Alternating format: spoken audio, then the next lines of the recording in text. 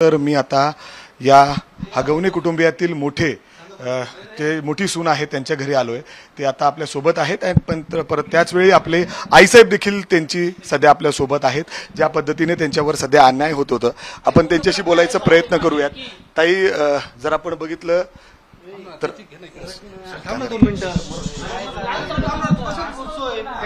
Sir camera समोर नका तुम्ही मला सांगा। मी आई साहेबांकडे चाललेलो ना। मी आई साहेब काय आता आपली मयुरी जर बघितलं तर आपल्या घरी आहे, काय काय वाद झालेला होता हगवणे कुटुंबियाशी, काय नेमकं झालं? म्हणजे कसं हगवणे कुटुंबियांनी माझ्या मुलीला बी त्रास दिलेला आहे। म्हणजे शशांक हगवणे, करिश्मा हगवणे, लता हगवणे यांनी मुलीला माझ्या त्रास दिला। पण माझ्या मुलीने ज्यावेळेस त्रास होईल त्यावेळेस मला सांगण्यात आलेलं आहे, फोन करून सांगायची की मला त्रास देतात, इथं मारहाण करतात। माझ्या मुलीने मला सांगितलेले त्याच पावली मी लगेच जाऊन त्यांच्याशी बोलणं केलं। 2-3 वेळा आमची त्यांची बैठक झाली होती। मिटवण्याचा प्रयत्न बी केला आम्ही। तिला समजून सांगितलं की बाई जाऊ दे असंच असतं।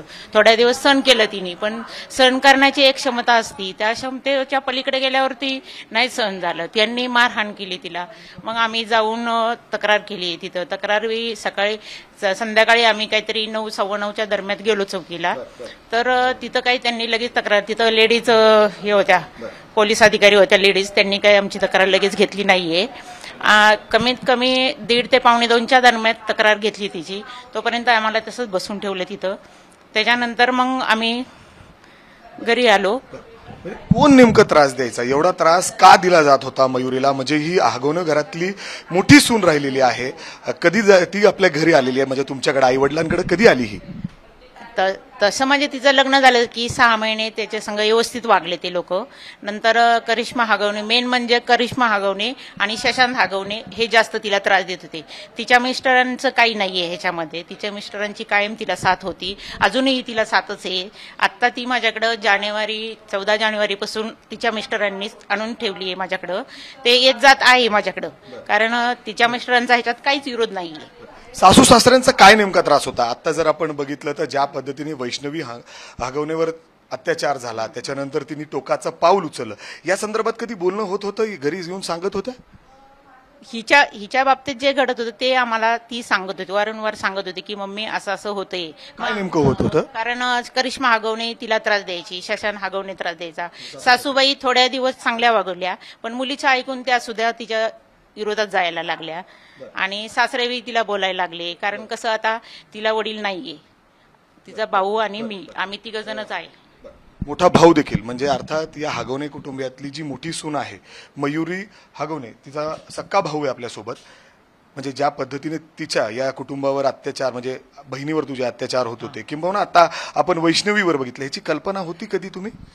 वैष्णवीच्या बाबतीत कल्पना अगोदर काही नव्हती, पण सगळ्यात पहिलं तर हिच्या बाबतीतच सगळ्या गोष्टी चालू झाल्या। त्या गोष्टींमध्ये आम्ही प्रत्येक वेळेस मयुरीला साथ पण दिली। प्रत्येक वेळेस त्यांच्या इथे जाणे, मीटिंग बसवणे, थोडंफार कुठं काही चुकत वगैरे असेल ते समजून सांगणे, ह्या गोष्टी वारंवार होत होत्या।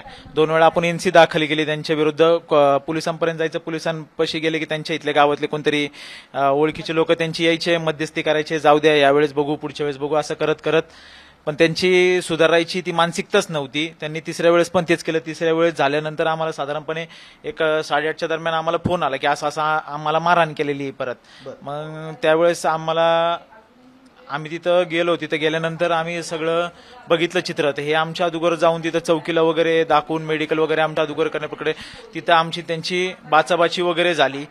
चौकीमध्ये बाचाबाची वगैरे झाल्यावर त्यांच्या विरुद्ध आम्ही FIR दाखल। मारलं जात होतं एवढं? हो, मारलं जात होतं। त्याचे फोटो वगैरे सगळे प्रूफ वगैरे आपल्याकडे आहेत पहिल्यापासून। म्हणजे पैसे ज्या पद्धतीने वैष्णवी हगवणेकडून, म्हणजे तिच्या आई वडिलांकडून तू पैसे घेऊन ये, फॉर्च्युनर गाडी घेऊन ये, सोनं घेऊन ये, चांदी घेऊन, आपलं वैष्णवीच्या लग्नानंतरच हे जास्त करून प्रकरण जास्त वाढलं गेलं की बाबा तिच्या मोठे लहान सुनेकडनं एवढं सगळं मिळलं, तर हिला कुठंतरी हे करत होती की हे सोडून दे, हिला आम्ही दुसरी आणू, तुला अजून याच्यापेक्षा श्रीमंत, असे तिच्या नवऱ्याला वगैरे तसे टॉर्चर करत होते। तिच्या नवऱ्याला पण खूप त्रास झालेला आहे या गोष्टींचा, मिस्टरना तिच्या। हे पॉलिटिकल घराणं आहे, म्हणजे हे मोठं पद आहे त्यांच्यावर जर आपण बघितलं, त्यामुळे कुठेतरी त्यांना आतापर्यंत अटक होत नाही, परंतु आता बघितलं ते फरार आहेत का? हो, आता म्हणजे ते आहेत 2 जण बाहेर, आम्हाला माहित नाही कुठे ते कुठं आहेत ते काही आम्हाला सांगता येणार नाही। तिचे सासरे आणि मिस्टर बाहेर आहेत। बरं, त्या भावाचा फोटो देखील आहे तुमच्याकडे फोनमध्ये. काय नेमकं तो करत होते, कशा पद्धतीने अत्याचार होत होते? मयुरीने बरंच काय सांगितलं असेल. वैष्णवी बद्दल काय होत होतं हे त्यांनी येऊन कधी सांगितलं? कसं वैष्णवी संघ तिला बोलून कधी दिलंच नाही त्या लोकांनी. तिच्या सासूनी, नंदेने आणि दिराणी तिच्या संघ मयुरी बरोबर काय बोलून दिलं नाहीये. त्यामुळे मयुरी तिचं काही एवढं बोलणं झालेलंच नाहीये. मयुरीला तिने काही सांगितलं नाहीये ह्या गोष्टी, की तिला काय त्रास होत होता ते काही माहित नाही. बरं दादा, ज्या पद्धतीने तू बहिणीसाठी तिथं जायचा, तुमच्याकडे काही सीसीटीव्ही फुटेज देखील आहे. लास्ट टाइमची जी आपण एफआयआर दाखल केली त्यावेळेस आपल्याकडे शशांक आगावने हे मोबाईल घेऊन वगैरे पळून जाताना वगैरे आपल्याकडे सीसीटीव्ही वगैरे आहेत. कुणाला पळून घेऊन चाललेले? नाही, मोबाईल पळून वगैरे घेऊन जाताना, कारण हिने सगळं त्यावेळेस जे भांडणं होत होती ती लाईव्ह रेकॉर्डिंग चालू केली होती, म्हणजे सगळे प्रूफ वगैरे चालू केले होते. म्हणजे तुमच्याकडे अजून ती आहे? बरं, अर्थात ज्या पद्धतीने मयुरीवर, मोठे सुन्यावर हगवणे कुटुंबियाकडून, म्हणजे अर्थात सासू सासऱ्यांकडून अन्याय अत्याचार होत होते, त्याचं सीसीटीव्ही फुटेज देखील आहे. दादा, तू आम्हाला हे दाखव आणि सांग काय आहे नेमकं. ह्याच्यामध्ये मयुरीचे जे हे शशांक हगवणे ते मयुरीचा मोबाईल घेऊन पळून जाताना आणि त्याच्या मागे मयुरी त्यांच्या पाठीमागे पळते भर रस्त्यात, कपडे फाटलेली असताना सुद्धा. म्हणजे एवढं अन्याय अत्याचार या कुटुंब कोण करत होतं? शशांक आगावणे, त्यांचे सुशील नाही, शशांक आगावणे, लता आगावणे, राजेंद्र आगावणे आणि करिश्मा आगावणे. याचं का मारत होते, काय का म्हणणं होतं त्यांचं? का तर ही फटकन म्हणजे त्यांचे प्रत्युत्तर देत होती ना त्यांना. हिला जे होतं सगळे टोमणे वगैरे देणे, त्यावेळेस ती गप्प बसली. त्याचं काय नाही. त्याच्यानंतर म्हणजे त्यांच्याप्रमाणे वागणूक, म्हणजे नाही का त्यांच्याप्रमाणे वागली पाहिजे, त्यांच्याप्रमाणे सगळं केलं पाहिजे असं वगैरे. म्हणजे हे सगळं सासू सासरा त्यांची मुलगी हे सगळे मिळून करत होते. बरं, हे सीसीटीव्ही जर बघितलं तर मयुरी इथं बसलेली आहे. मयुरी ज्या पद्धतीने घरामध्ये तिच्यावर अन्याय होत होता, ती घरातून निघाली, अक्षरशः त्याचा मोबाईल हिसकून घेऊन पळत जाताना ती मागं अक्षरशः रस्ते, कपडे देखील तिचे फाटलेले आहेत आणि ती पुढे पळती. अशी परिस्थिती, सीसीटीव्ही पूर्ण हे फुटेज त्यांच्याकडे आहे, असे पुरावे आहेत. या संदर्भात तुम्ही तक्रार दिली होती तेव्हा? सगळं एफआयआर वगैरे दाखल केलेली आहे, पण ते एफआयआर झाल्यानंतर ते 4 दिवस गायब झाले. घरातले जेव्हा ही भांडणं आली त्यावेळेस त्यांचे सीसीटीव्ही फुटेज बंद होते आणि त्याच्यानंतर ते फरार झाले. 4 दिवस फरार झाल्यामध्ये 2 दिवसानंतर त्यांनी आमच्या विरुद्ध खोटा गुन्हा दाखल केला की आम्ही त्यांना मारहाण वगैरे केली. ते त्यांचं कुठं काय ते टाइम. कोणी हिसकलेला हा मोबाईल, कोण घेऊन पळत जातो, तो कोण येतो? शशांक आगावणे यांचे दीर, म्हणजे हे जे छोटे दीर आहेत ते घेऊन चालले. वैष्णवीचे मिस्टर ते देखील मारायचे? हो, तेच मारायचे. सगळ्यात महत्वाचे ते दीर. दिराणीच मारलं हिला सुद्धा, दिराणी आणि नंदेने मारले. त्रास वगैरे नव्हता तिच्या मिस्टरांचा काही तिला त्रास नाहीये. दीर आणि नंदेने आणि दिराणी तिला मारहाण केलेली. का मारायचे? काय कारण काय होतं मारण्याचं? ही प्रतिउत्तर द्यायची ना. हिला चुकीचं दिसलं तर ही प्रतिउत्तर लगेच द्यायची. त्यामुळे त्यांना ते खटकत होतं की ही लगेच आपल्याला प्रतिउत्तर लगेच देते ही, म्हणून त्यांना ते खटकायचं. म्हणून ते ननंदने आणि दिराणी तिला 2-3 वेळा तर मारहाण केलेलीच आहे. त्याच्यावरती आम्ही जाऊन त्यांना बोललो तरी आम्हाला त्यांनी एकदम खालच्या लेवलचे शिवीगाळ वगैरे केलेली आहे, आमच्याशी बोललेले ते. हे सातत्याने जेव्हा घडत होतं, मग तुम्ही असं ठरवलं नाही का, काही भूमिका घेतली नाही का आपल्या बहिणीसाठी? आपल्या महिला आघाडीला पण आपण मेल केला होता. राष्ट्रवादीचे नेते ते एखाद्या त्यांना पण आपण केलं, नाव नाही सांगू शकत मी, पण केलं होतं आपण त्यावेळेस, पण त्यांच्याकडनं पण आपल्याला काही रिस्पॉन्स तेवढा आला नाही पाहिजे तेवढा. आणि राजकीय ह्यांची ओळख असल्यामुळे हे प्रकरण दाबण्यात आलं. मग आता ज्या पद्धतीने वैष्णवीची ही संपूर्ण घटना समोर येते त्याच्यावर काय वाटतं तुम्हाला? म्हणजे खरंच एखादी मुलगी जेव्हा लग्न होऊन घरी जाते नवऱ्याच्या, काय लेवलचे अत्याचार, अन्याय, हुंडा, म्हणजे ज्या पद्धतीने पैसे मागण्यात आले, सोनं मागण्यात आलं, 51 तोळे, फॉर्च्युनर गाडी, तुमच्याकडून असं काही मागितलेलं तेव्हा? नाही, आमच्याकडून नाही. त्यावेळेस काही मागणी वगैरे नव्हती. त्याच्या आतमध्येच आम्ही मुलीला आमच्या इथे हे करून टाकली, म्हणजे जास्त हे वाढून मागणी सुरू झाली एका अर्थाने. झाली असेल, तिला माहिती ते कल्पना. पण आमच्यापर्यंत नाही मागितलं, आम्हाला कधी असं मागितलं नाही त्यांनी. पण वैष्णवीची इथं मागितलं की काही आम्हाला ते नाही सांगता येणार. वैष्णवीवर अशा पद्धतीने अन्याय अत्याचार होत होते, म्हणजे ज्या पद्धतीने तिचे वडील सांगतायत की तिच्या पूर्ण शरीरावर वेगवेगळे वर्ण होते, त्या ठिकाणी एवढं मारलं जायचं? तिच्या मिस्टरांनी मारलं तिला, हे दिसत होतं. म्हणजे तिचे मिस्टर तिला सारखे त्रास देत होते तिला. तुम्ही जेव्हा त्याच्यामध्ये मयुरीचे मिस्टर पण त्यांना सांगायला जायचे की हे सगळं चुकीचं आहे, असं तुम्ही नका करू, मारहाण वगैरे, भांडणं सारखी सतत व्हायची. शशांक आगावणे त्यांना बोलायचे की तुमचा काय संबंध आहे, तुम्ही तुमचे नवरा बायको वगैरे बघून घ्या सगळ्या गोष्टी, तुम्ही काय आमच्यामध्ये पडू नका. यांना तर सगळं पैसे पाणी सगळ्या गोष्टीवरनं ब्लॉक करून ठेवलं होतं त्यांनी, त्यांच्या घरच्यांनी. सुशील आगवणे आणि मयुरी आगवणेला. हे सीसीटीव्ही फुटेज एकच आहे की आणखीन अशा घटना घडलेल्या आहेत ज्या पद्धतीने अन्याय अत्याचार होत होते? पॉलिटिकल प्रेशर सुद्धा आहे हे ह्याच्यामधून दिसतंय. तुम्ही सांगता की पोलिसांमध्ये तक्रार देऊन सुद्धा तिथं काही जर ती तक्रार एवढी कडकपणे घेतली असती तर आज ही वेळ आपल्याला कोणालाच बघायला मिळली नसती. एखाद्या मुलीसोबत हा जो अन्याय झाला, आत्महत्येचा प्रयत्न वगैरे झालेला आहे, ते बघायला आपल्याला आज कोणालाच बघायला मिळलं नसतं जर त्यावेळेस ती दखल घेतली गेली असती तर. म्हणजे नेहमी पॉलिटिकल प्रेशर राहिलं कुणाचं ना कुणाचं. हो बरोबर आहे.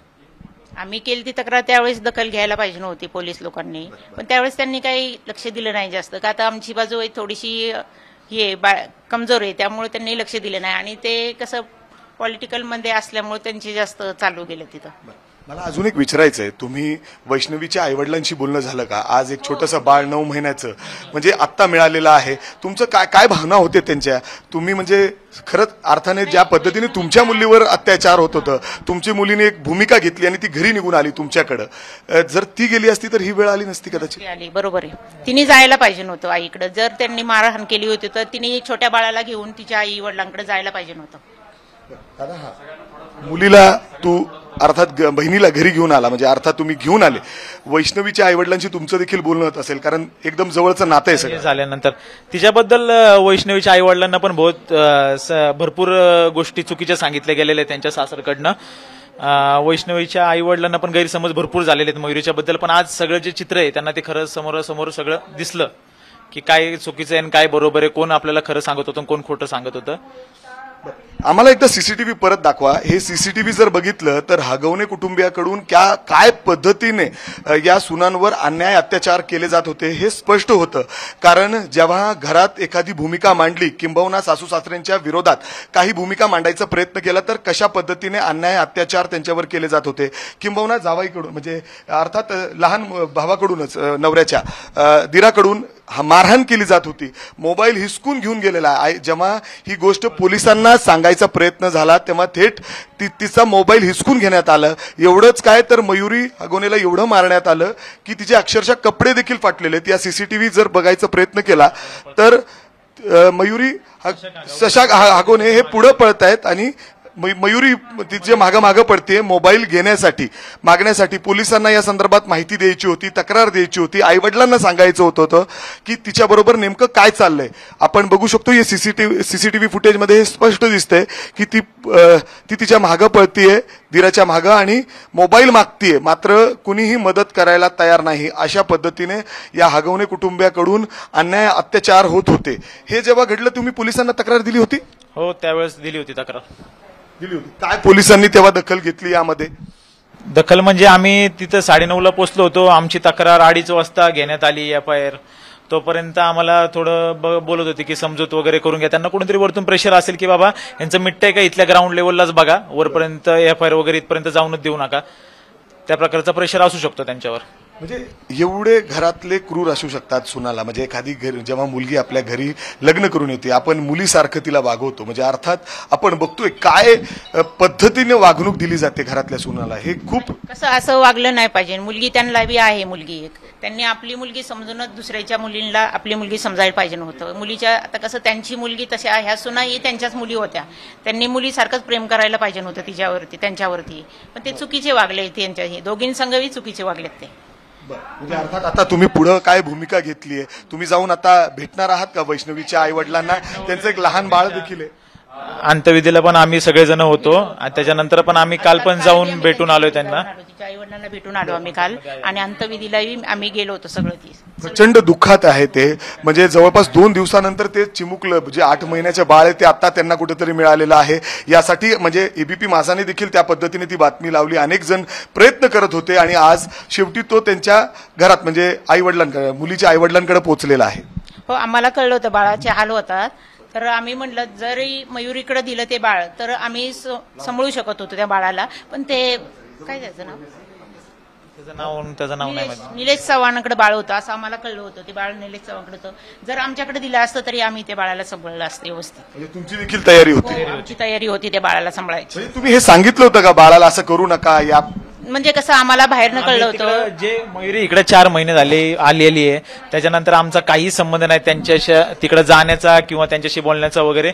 तिचे मिस्टर ती अशी बोलत होते फक्त. त्याच्यानंतर आता हे प्रकरण झाल्यानंतर त्यांचा काहीच कॉन्टॅक्ट नाही. एबीपी माझा, उघडा डोळे बघा नीट.